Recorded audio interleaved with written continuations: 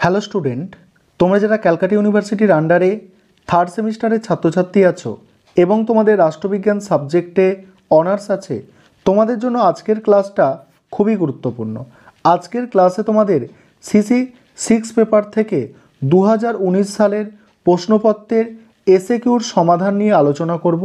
ভালো করে প্রশ্ন এবং উত্তরগুলো দেখে নাও। প্রথম প্রশ্ন অর্থাৎ 1 নম্বর প্রশ্ন যেটা আছে, তুলনামূলক রাজনীতির দুজন প্রবক্তার নাম লেখো। একজন হচ্ছে, দেখো, একজনের নাম হচ্ছে আরেন্ড লিচফার্ড, আরেকজন হচ্ছে গ্রাবিয়েল অ্যালমন্ড। এই দুজনের নাম তোমাদের অবশ্যই মনে রাখতে হবে। তারপর রবার্ট ডালও মনে রাখতে পারো, জর্জ লুকাস। পরের প্রশ্ন, তুলনামূলক রাজনীতির ক্ষেত্রে তুলনা করার যে কোনো দুটি পদ্ধতি, একটা হচ্ছে ঐতিহাসিক পদ্ধতি আর একটা হচ্ছে ক্ষেত্র গবেষণা পদ্ধতি। পরের প্রশ্ন, কাঠামো কার্যগত দৃষ্টিভঙ্গির দুজন প্রবক্তার নাম। একজনের নাম হচ্ছে ডেভিড ইস্টন, আরেকজনের নাম হচ্ছে গ্রাবিয়েল অ্যালমন্ড। তারপরে প্রশ্ন, রাজনীতি হলো মূল্যের কর্তৃত্ব সম্পন্ন বন্টন, কে বলেছেন? রাজনীতি মূল্যের কর্তৃত্ব সম্পন্ন বন্টন কে বলেছেন? ডেভিড ইস্টন বলেছেন। তারপরে প্রশ্ন, ব্রিটিশ পার্লামেন্ট সম্পর্কিত একটি রীতিনীতি উল্লেখ করো। অ্যান্সার দেখো, ব্রিটেনে পার্লামেন্ট সম্পর্কিত অনেক রীতিনীতি রয়েছে। এর মধ্যে একটি উল্লেখযোগ্য রীতিনীতি হলো প্রধানমন্ত্রী অবশ্যই কমন সভার সংখ্যাগরিষ্ঠের সমর্থন পেতে হবে। প্রধানমন্ত্রীকে অবশ্যই কি কমন সভার সংখ্যাগরিষ্ঠের সমর্থন পেতে হবে। পরের প্রশ্ন, আইনের অনুশাসন নীতির প্রবক্তাকে?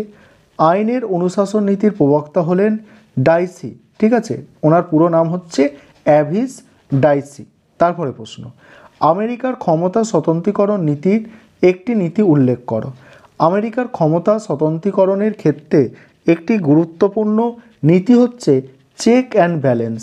এই নীতি অনুসারে সরকারের বিভিন্ন শাখার মধ্যে ক্ষমতা ভাগ করা হয় যাতে কোনো একটি শাখা খুব বেশি শক্তিশালী না হয়ে ওঠে। পরের প্রশ্ন, চীনের গণতান্ত্রিক কেন্দ্রীকরণ নীতির একটি প্রধান বৈশিষ্ট্য উল্লেখ করো। চীনের গণতান্ত্রিক কেন্দ্রীকরণ নীতির একটি প্রধান বৈশিষ্ট্য হলো নিচের, এটা নিজের হবে না, নিচের সংস্থাগুলি ওপরের সংস্থা বা সংগঠনের সিদ্ধান্ত ও নির্দেশ মেনে চলবে। এবারে তোমাদের পরের প্রশ্নগুলো আলোচনা করব, তার আগে যে বিষয়টা তোমাদের বলার আছে, তোমাদের জন্য অনলাইন কোচিং ক্লাস চলছে। তোমরা যারা এই সেমিস্টার বা পরের সেমিস্টার দিয়ে অ্যাডমিশান নিতে চাইছো, তোমরা এই নম্বরে যোগাযোগ করতে পারো, 9123005218। এই নম্বরে তোমরা যোগাযোগ করে অ্যাডমিশান নিতে পারো। আমাদের সপ্তাহে 3 দিন করে ক্লাস হয়ে থাকে, একদিন লাইভ ক্লাসও আছে। তারপরে প্রশ্ন, সুইজারল্যান্ডে দুটি প্রত্যক্ষ গণতান্ত্রিক পদ্ধতি কি? একটা হচ্ছে গণভোট আর একটা হচ্ছে গণ উদ্যোগ।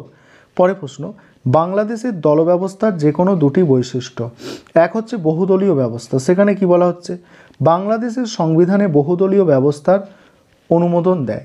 এর অর্থ হলো দেশে একাধিক রাজনৈতিক দল ক্ষমতার জন্য প্রতিদ্বন্দ্বিতা করতে পারে।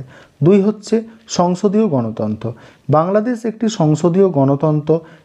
এর অর্থ হলো জনগণ নির্বাচনের মাধ্যমে তাদের প্রতিনিধি নির্বাচন করে, যারা সংসদে আসন গ্রহণ করে। সংসদের সংখ্যাগরিষ্ঠ দল সরকার গঠন করে।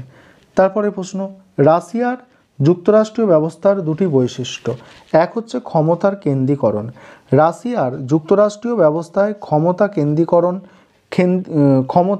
কেন্দ্রীয় সরকারের হাতে ন্যস্ত থাকে।